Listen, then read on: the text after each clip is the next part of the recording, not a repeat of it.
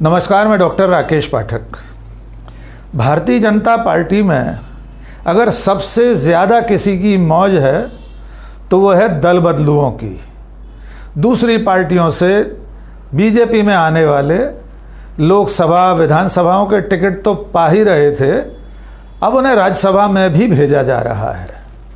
Party का मूल कार्यकर्ता, जिसे देव दुर्लभ कार्यकर्ता कहा जाता है, वो टिकट की आस लगाए रहता है, लेकिन जब टिकट का ऐलान होता है तो बाहर से आए हुए प्रत्याशियों को, नेताओं को खुलकर टिकट दिए जा रहे हैं। आपको याद होगा, हाल ही में जब लोकसभा चुनाव संपन्न हुआ तो उसमें 100 के करीब ऐसे नेता बीजेपी के टिकट पर चुनाव लड़े और उनमें से बहुतेरे जीत कर आए जो कांग्रेस, समाजवादी पार्टी, जनता दल वगैरह वगैरह से भारतीय जनता पार्टी में शामिल हुए थे। और अब राज्यसभा की 9 सीटों के चुनाव होने जा रहे हैं। उसमें भी भारतीय जनता पार्टी ने जिन्हें तवज्जो दी है, उनमें आधे नाम ऐसे हैं जो दूसरी पार्टियों से भारतीय जनता पार्टी में शामिल हुए हैं, दाखिल हुए हैं। जी हाँ दोस्तों, बीजेपी में आजकल यही चल रहा है। बीजेपी के नेता जब जब टिकट की आस लगाते हैं तभी दूसरी पार्टी के नेताओं को टिकट मिल जाते हैं। देश के अलग अलग राज्यों में से 9 सीटों पर राज्यसभा का चुनाव होना है। इनमें से जिनके नाम का ऐलान कल भारतीय जनता पार्टी ने किया, उनमें से 4 प्रत्याशी ऐसे हैं जो दूसरी पार्टियों से बीजेपी में आए हैं। आइए आपको सबके बारे में बताते हैं। बड़ा नाम है रवनीत सिंह बिट्टू का। रवनीत सिंह बिट्टू कांग्रेस के नेता थे। कांग्रेस के टिकट पर पंजाब की लुधियाना सीट से वे लोकसभा में चुनाव जीतते रहे थे। अभी हाल के चुनाव में, यानी 2024 के लोकसभा चुनाव में, बिट्टू ने ऐन चुनाव से पहले कांग्रेस छोड़ी और भारतीय जनता पार्टी में शामिल हो गए। उसके बाद बीजेपी ने उन्हें टिकट भी दे दिया, लेकिन वे लोकसभा का चुनाव हार गए। चुनाव हारने के बावजूद जब नरेंद्र मोदी की सरकार तीसरी बार बनी, एनडीए की सरकार बनी, तो इन रवनीत सिंह बिट्टू को लोकसभा चुनाव हारने के बावजूद नरेंद्र मोदी ने अपनी सरकार में मंत्री बना लिया। मंत्री बनने के बाद उन्हें 6 महीने के अंदर किसी एक सदन का सदस्य होना ज़रूरी है। लोकसभा चुनाव वे हार चुके थे, इसके बावजूद मंत्री बनाए गए, लेकिन अब पार्टी ने उन्हें राजस्थान से राज्यसभा में भेजने के लिए उनके नाम का ऐलान कर दिया है। उन्होंने आज पर्चा भी दाखिल कर दिया। यानी राजस्थान के नेता या भारतीय जनता पार्टी के बाकी नेता अगर राज्यसभा की उस एक सीट की तरफ टकटकी लगाए देख रहे थे तो उनकी आशाओं पर, उनकी उम्मीदों पर पानी फिर गया है, क्योंकि कांग्रेस से आए हुए रवनीत सिंह बिट्टू टिकट पा गए और अब वे राज्यसभा में पहुंच जाएंगे। दूसरा नाम है हरियाणा से। हरियाणा में कांग्रेस की नेता हुआ करती थी किरण चौधरी। वे हरियाणा की तोशाम विधानसभा सीट से अब तक विधायक थीं। लोकसभा चुनाव से पहले उन्होंने कांग्रेस छोड़ी और भारतीय जनता पार्टी में दाखिल हो गई। उनकी सुपुत्री श्रुति चौधरी भी कांग्रेस के टिकट पर लोकसभा में चुनी जाती रही हैं, लेकिन किरण चौधरी को भी बहुत ज़्यादा दिन इंतजार नहीं करना पड़ा।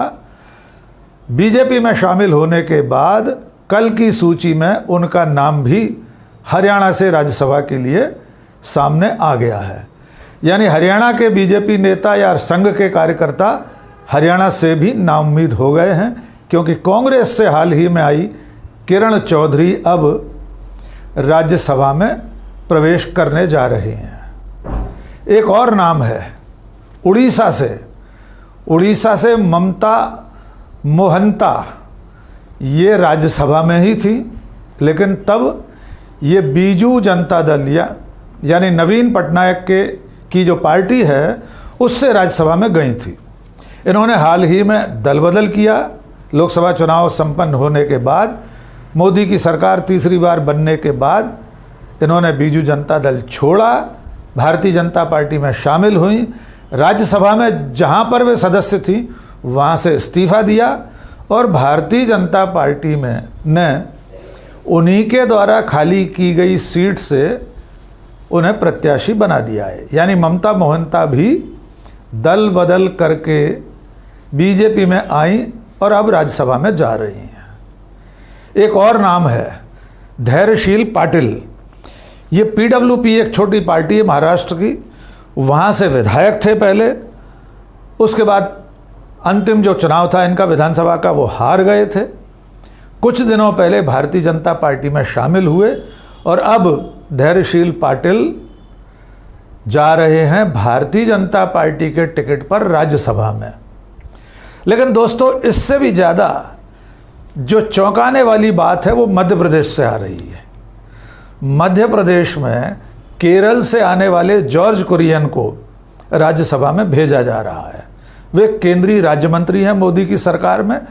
यद्यपि पहले भी मध्य प्रदेश से दक्षिण के नेताओं को राज्यसभा में भेजा जाता रहा है, लेकिन इसमें ख़ास बात यह है कि बीजेपी का जो नेता इस बार राज्यसभा में जाने की उम्मीद लगाए था उसे टिकट नहीं मिला है।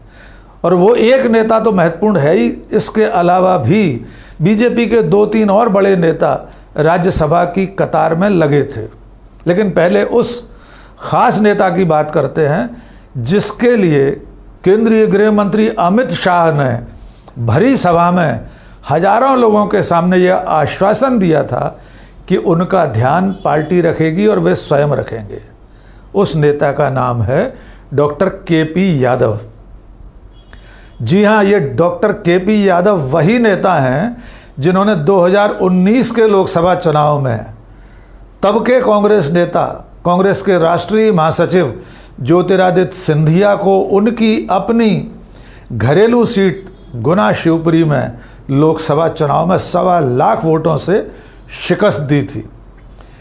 केपी यादव लोकसभा में पहुंचे थे 2019 में, लेकिन ये उनका दुर्भाग्य है कि उन्होंने जिन ज्योतिरादित्य सिंधिया को लोकसभा में चुनाव हराया था वो सिंधिया 2020 में दल बदल करके बीजेपी में ही आ गए, यानी कांग्रेस छोड़कर उस भारतीय जनता पार्टी में आ गए जिसके प्रत्याशी केपी यादव ने उन्हें लोकसभा चुनाव हरवाया था। उसके बाद आप सब जानते हैं ज्योतिरादित्य सिंधिया पहले राज्यसभा में गए, केंद्र में मंत्री बने और अभी इस हालिया लोकसभा चुनाव में वे गुना शिवपुरी संसदीय सीट से एक बार फिर जीतकर लोकसभा में पहुंच गए हैं। सिंधिया के लोकसभा में पहुंचने से राज्यसभा की मध्य प्रदेश की ये सीट खाली हुई। स्वाभाविक तौर पर पहला दावेदार डॉक्टर केपी यादव को माना गया, क्योंकि केपी यादव ने इस लोकसभा चुनाव में अपनी जीती हुई सीट ज्योतिरादित्य सिंधिया के लिए खाली की थी। अब आइए आपको केंद्रीय गृह मंत्री अमित शाह का वो भाषण सुनवाते हैं जो उन्होंने गुना में दिया था लोकसभा चुनाव में। उस मंच पर मध्य प्रदेश के सारे बीजेपी के दिग्गज नेता मौजूद थे और तब अमित शाह ने कहा था कि केपी यादव ने इस क्षेत्र के लिए बहुत काम किया है, आपको इनकी चिंता करने की ज़रूरत नहीं है, पार्टी और मैं स्वयं अमित शाह इनका ध्यान रखेंगे, इनके भविष्य की चिंता आपको करने की ज़रूरत नहीं है, पार्टी इनके भविष्य की चिंता करेगी। आइए सुनिए अमित शाह का ये भाषण। और आज मैं कह कर जाता हूं, केपी यादव ने इस क्षेत्र की बहुत अच्छी सेवा की है। केपी यादव की चिंता मुझ पर छोड़ देना, आपको करने की जरूरत नहीं है। भारतीय जनता पार्टी हमारे भाई केपी यादव के भविष्य की और केपी यादव को आगे बढ़ाने की सभी प्रकार की चिंता करेगी। गुना वालों, आपको 2 नेता मिलेंगे, ज्योतिरादित्य भी मिलेंगे और केपी यादव भी। तो डॉक्टर केपी यादव तब से लगातार अब तक इस इंतजार में थे कि पार्टी उनकी कोई खोज खबर लेगी, लेकिन लोकसभा चुनाव खत्म हुए कई महीने हो गए। अब तक केपी यादव को न तो मध्य प्रदेश में कहीं संगठन में या सरकार में कोई जगह मिली है, और अब जब राज्यसभा के प्रत्याशियों के नाम का ऐलान हो चुका है, मध्य प्रदेश से जॉर्ज कुरियन बीजेपी की तरफ से राज्यसभा में जा रहे हैं, तो केपी यादव की उम्मीदों पर पूरी तरह पानी फिर गया है। आज जॉर्ज कुरियन ने नामांकन भी दाखिल कर दिया मध्य प्रदेश में, भोपाल में विधानसभा में जाकर। आइए वे दृश्य भी आपको दिखाते हैं।